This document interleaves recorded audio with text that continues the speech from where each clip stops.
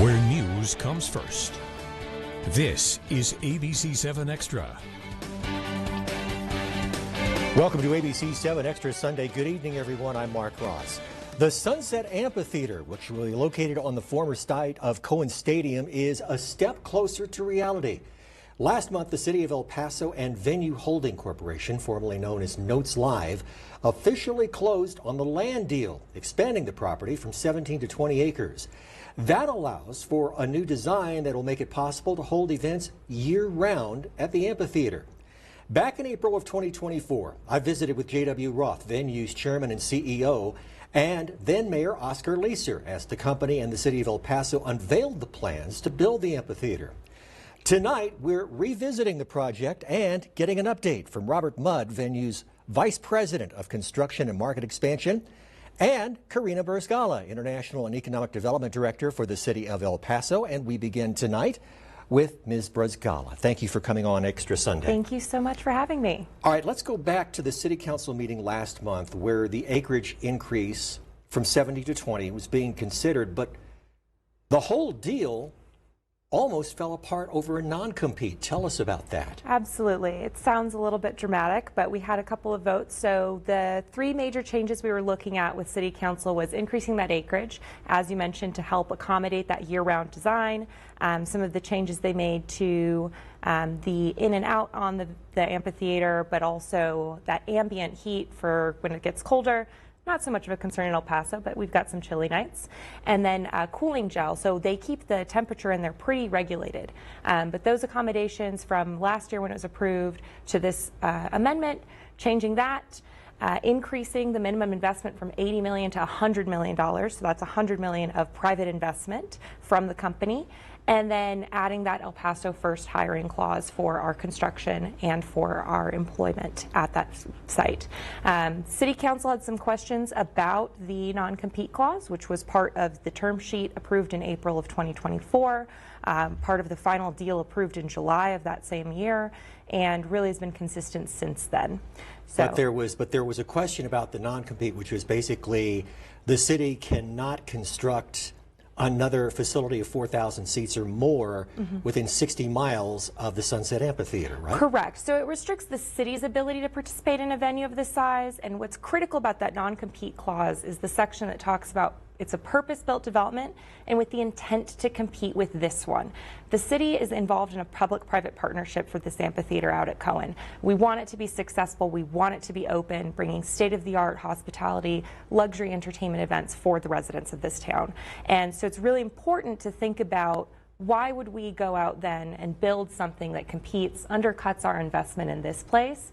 And so just looking at the market where we're at probably now, you know, people hate to say it, we're a bigger area, but we're not really at a place where we can support multiple of these kinds of large scale events.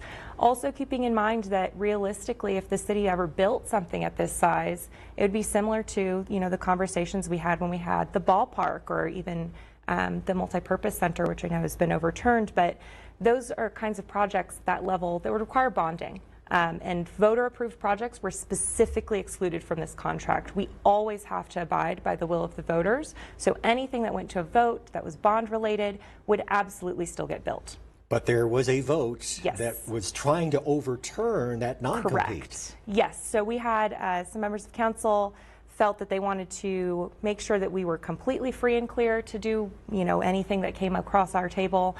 So they did have that vote, it did fail, which, you know, is a big supporter of the project. We're happy that this gets to move forward, that we get to kind of keep those promises that we made to that company well over a year ago. And what was the holdup when it came to that additional acreage? Talk about that. Certainly.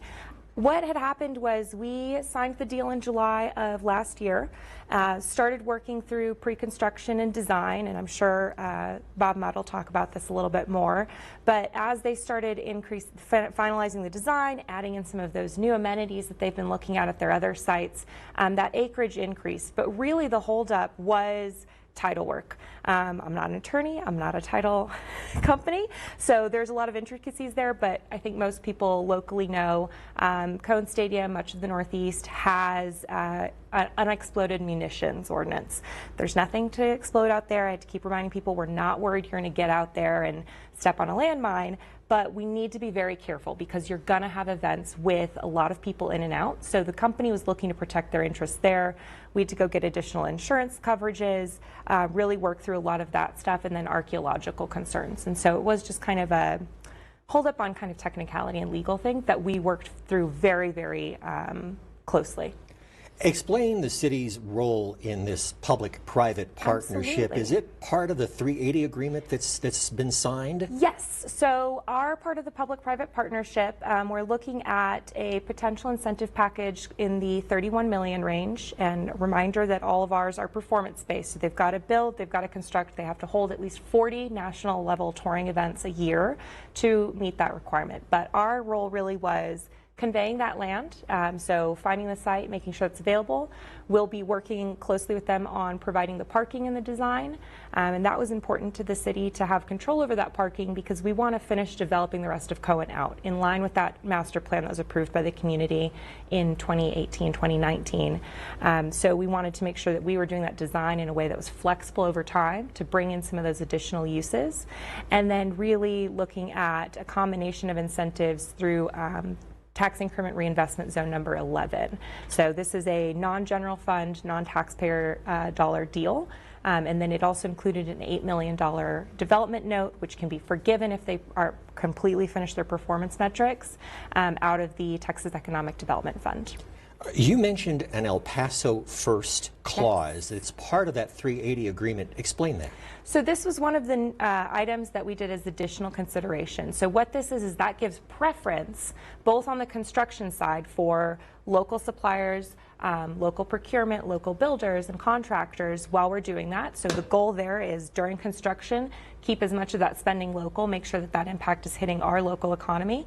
And then the same thing once it's open, giving preference for hiring local employees. It's usually what you're going to do because it makes the most business sense, but really making sure that we're confirming that this is meant to serve the citizens of El Paso and keeping that impact focused on our community. When it's built, what is the economic impact for El Paso? We are looking at somewhere in the range of $2 billion in the first 15 years. Over the lifetime of a venue like this, you can look upwards of, I think the number we were putting out was $5.4 billion. We're pretty conservative in those projections.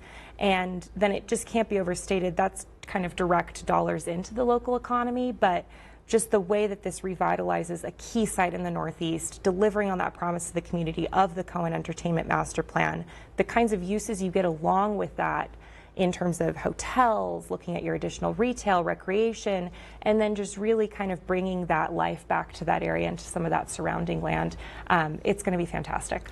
Now, part of the amphitheater is an area called the Lux Fireboxes, which can seat from 4 to 10 people, and they're purchased at a one-time cost that ranges in the hundreds of thousands of dollars, depending on the size of the firebox.